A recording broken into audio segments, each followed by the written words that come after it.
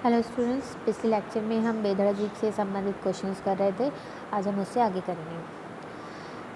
तो पहला क्वेश्चन है, यानी कि उससे आगे का जो पहला क्वेश्चन है वो है देश और समाज की उन्नति के लिए बेधड़क जी किसकी उन्नति को आवश्यक मानते थे।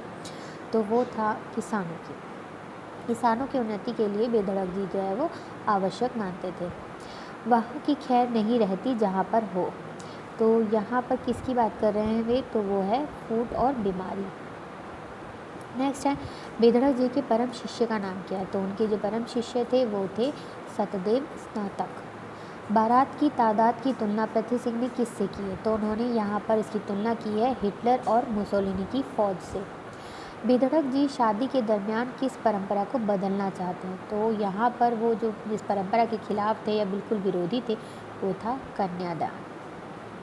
अगर शादी में स्कूटर नहीं मिला तो सास खो देगी। तो यहाँ पर किसकी बात कर रहे हैं, यहाँ पर बेधड़क जी किससे संबंधित किसे इंगित कर रहे हैं, तो वो है जमाई को। समाज में कब कोई कुचाली नहीं रहेगा। तो यहाँ पर जो ऑप्शन सही है वो है जब सब संस्कृत पढ़े। नेक्स्ट है, देश से नौकरशाही और अफसरशाही की समाप्ति के लिए चौधरी पृथ्वी सिंह कल्पना करते हैं। किस तरह के समाज की व्यवस्था की वो कल्पना करते हैं, तो वो है पंचायती राज व्यवस्था की वो यहाँ पर कल्पना करते हैं। नेक्स्ट है, गांधी टोपी वालों को जनता चुन चुन कर मारेगी। इस पंक्ति में गांधी टोपी वाला किसे कहा गया, तो वो है भ्रष्ट नेताओं को। पृथ्वीराज की लाट की विशेषता है कि उसमें आज तक जंग नहीं लगी। यहाँ पर एक पुराना एक ऐतिहासिक जो लाट है या गौ स्मारक है उसकी बात की गई है। पृथ्वीराज की लाट एक तरीके से स्तंभ है जिस पर लोहे का एक स्तंभ है जिस पर आज तक कभी जंग नहीं लगी है। तो पृथ्वी सिंह की भाषा में शब्द मिलते हैं। तो किस प्रकार के शब्द मिलते हैं, तो उनकी जो भाषा है उसमें सभी प्रकार के शब्द मिलते हैं, यानी कि चारों ऑप्शन सही हैं। हरियाणवी शब्द भी मिलते हैं, राजस्थानी भी, और अरबी फारसी के भी यहाँ पर शब्द उनकी भाषा में मिलते हैं। नेक्स्ट है, ऋषि मुनि भी नहीं जानते बातें। तो कौन सी बातें नहीं जानते, वो है आने वाले कल की। तो पृथ्वी सिंह बेधड़क जैसे कि निर्गुण ब्रह्म की उपासना पर ज़्यादा बल देते हैं, इसलिए वो इस तरह की बातें इस जो अवतारवाद है इसके विरोध की बातें करते हैं। तो यहाँ पर इसीलिए इन्होंने कहा है कि ऋषि मुनि भी नहीं जानते आने वाले कल की बातें। एक बात भी अर्जुन को यदि कृष्ण मुरारी मान जाते तो एक बात भी अर्जुन की यदि कृष्ण मुरारी मान जाते तो क्या नहीं होता, तो महाभारत नहीं होता। किस तारे के अंदर अर्जुन 2.5 साल तक रहा, तो वो था मंगल जो तारा है उसके अंदर अर्जुन जो है वो 2.5 साल तक रहा। श्री राम ने वन में एक बार भी विचार नहीं किया कि, तो यहाँ पर ऑप्शन जो है वो सी सही है कि भला कहीं सोने का मृग भी होता है। तो ये बात उन्होंने अपने भजनों के माध्यम से कही है, उसी के अकॉर्डिंग ये ऑप्शन सही जाएगा। तो भारत में ग्रामोफोन का आविष्कार हो गया था, कब हो गया था, विक्रमादित्य के काल में। महाभारत में संजय ने किस उपकरण के द्वारा धृतराष्ट्र को युद्ध का वृत्तांत कह सुनाया था, तो वो था टेलीफोन के द्वारा। ये जितने भी क्वेश्चंस हैं ये पृथ्वी सिंह बेधड़क जी के ने अपने जो भजनों में बातें कही हैं उसके अकॉर्डिंग ही सही हैं। तो इसे आप अपने अकॉर्डिंग या अपनी वास्तविकता जो भी आप जानते हैं उसके अकॉर्डिंग मत लें, सिर्फ और सिर्फ उन्होंने जो कहा है भजनों के माध्यम से उसी के अकॉर्डिंग ही सही जाएंगे। नेक्स्ट है, बेधड़क जी के श्राप के अनुसार बिन स्टेशन दुर्घटना में मरेंगे सारे। तो यहाँ पर वो किसकी बात कर रहे हैं, वो यहाँ पर बेईमानों की बात कर रहे हैं कि बेईमान जो हैं वो बिन स्टेशन दुर्घटना में मरेंगे। नेक्स्ट है, लड़की के ब्याह के बाद घर में ताला और चाबी की आवश्यकता ही नहीं रही, क्यों, तो यहाँ पर इसलिए नहीं आवश्यकता रहती क्योंकि घर में चोरी के लिए कोई कीमती सामान ही नहीं बाकी रहता। सब कुछ लड़की वालों का जो घर है वो बिल्कुल खाली हो जाता है, इसीलिए लड़की के ब्याह के बाद घर में ताला और चाबी की भी आवश्यकता नहीं रहती। नेक्स्ट है, पृथ्वी सिंह बेधड़क का बेधड़क उपनाम क्यों पड़ा, तो उनका जो निर्भीक होकर सत्य का प्रचार करना है उनके इसी व्यक्तित्व के कारण उनका जो उपनाम है वो बेधड़क पड़ा।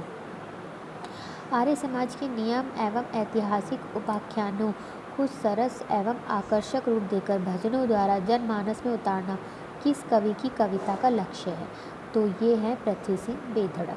नेक्स्ट है, बेधड़क जी के भजनों का प्रभाव किस क्षेत्र पर अधिक है, तो उनके भजनों का जो प्रभाव है वो इन सभी प्रदेशों पर सबसे अधिक है, जिसमें है पश्चिमी उत्तर प्रदेश, हरियाणा और राजस्थान। इन तीनों ही जगहों पर इनके भजनों का प्रभाव रहा है। नेक्स्ट है बेधड़क जी जो विश्व के ईश्वर के किस रूप के उपासक थे, तो वो निर्गुण ब्रह्म के उपासक थे। नेक्स्ट क्वेश्चन है बेधड़क जी के भजन एवं उपदेशों का मूल उद्देश्य क्या था। तो बेधड़क जी के भजन एवं उपदेशों का मूल जो उद्देश्य था वो था आर्य समाज और दयानंद सरस्वती के व्यक्तित्व, सामाजिक उत्थान और स्त्री शिक्षा। इन सभी उद्देश्यों को लेकर वो अपने उपदेश और भजन दिया करते थे। नेक्स्ट है बेधड़क के भजन किस संस्कृति का पुनरुत्थान करते हैं, तो ये है वैदिक संस्कृति। वह वैदिक संस्कृति के प्रति का ही पुनरुत्थान करते थे। नेक्स्ट है बेधड़क जी की प्रधान छवि क्या थी, तो उनकी जो प्रधान छवि थी, मुख्य जो छवि थी, वो एक गायक के रूप में थी। नेक्स्ट है सरस्वती की वाक पुत्र से किसे विभूषित किया गया, तो वो थे पृथ्वी सिंह बेधड़क। उन्हें सरस्वती के वाकपुत्र के रूप में विभूषित किया गया। नेक्स्ट क्वेश्चन है बेधड़क जी की भजन पुस्तक कौन सी है, तो इसमें जितने ऑप्शंस में, तीनों ही ऑप्शन में जो कवि बुक्स दी गई हैं, जो भी किताबें दी गई हैं, वो सब इनकी ही हैं, यानी कि स्त्री गीत, काला पहाड़, हवाई जहाज, उथल पुथल, गौरव धंधा, तूफान मेल, मानवता, इनकलाब, बेधड़क भजनावली, महामाया दुर्गादास, जवाहर सिंह जाट, पुष्कर स्थान, ये सभी जो हैं वो बेधड़क जी की ही कृतियाँ हैं। नेक्स्ट है बेधड़क की विलक्षण व्यक्तित्व में कौन से जो विशेषताएं हैं वो पूछ रहा है इस क्वेश्चन में। तो नेक्स्ट इसमें देशभक्ति एवं कर्मयोगी, गायक एवं सुधार, राष्ट्रीय सद्भावना, ये सभी जो हैं इनके विलक्षण व्यक्तित्व का एक उनके गुण हैं या इनको हिस्सा हैं। नेक्स्ट है राष्ट्रीय स्तर की किस पत्रिका में बेधड़क जी के विचारों को स्थान मिला, तो वो था महाराष्ट्र मानस और कादम्बिनी। दोनों ही जो पत्रिकाएं हैं उनमें बेधड़क जी के विचारों को स्थान दिया गया था। नेक्स्ट है पृथ्वी सिंह बेधड़क को किस बोली का कवि माना जाता है, तो पृथ्वी सिंह बेधड़क को कौरवी बोली का कवि माना जाता है। तो पृथ्वी सिंह बेधड़क की पुस्तक मानवता किस विधा की रचना है, तो ये जो मानवता नामक जो इनकी कृति है ये भजन विधा में, इन्होंने ज़्यादातर जो रचनाएं की हैं वो भजन में ही की हैं।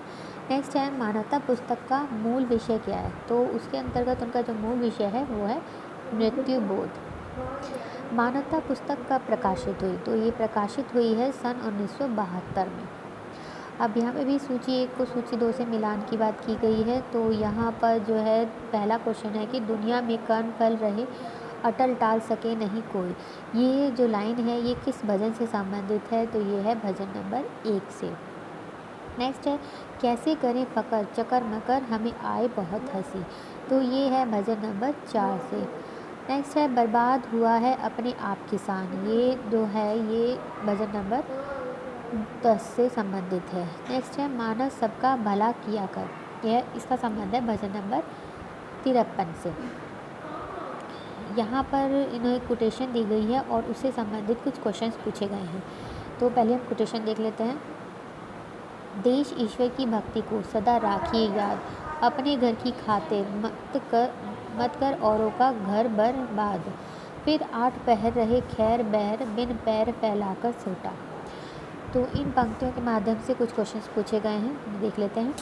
यह है पहला क्वेश्चन है उपयुक्त पंक्ति किस कवि ने लिखी है, तो ये जो पंक्तियाँ लिखी हैं ये पृथ्वी सिंह बेधड़क जी ने ही लिखी हैं। नेक्स्ट है ये पंक्ति पृथ्वी सिंह के भजन की मतलब भजन संख्या कौन सी भजन संख्या से ली गई है, तो यह है भजन नंबर 4 से ली गई है। नेक्स्ट है कवि किस किस की भक्ति को याद करने के लिए कहता है, तो कवि जो है वो ईश्वर और देश दोनों को ही याद करने की ये कहता है। नेक्स्ट है दूसरों का घर किसके लिए बर्बाद नहीं करना चाहिए, तो इसमें जो कहा गया है वो है अपने घर के खातिर, यानी कि अपने घर के खातिर दूसरों के घर को बर्बाद नहीं करना चाहिए।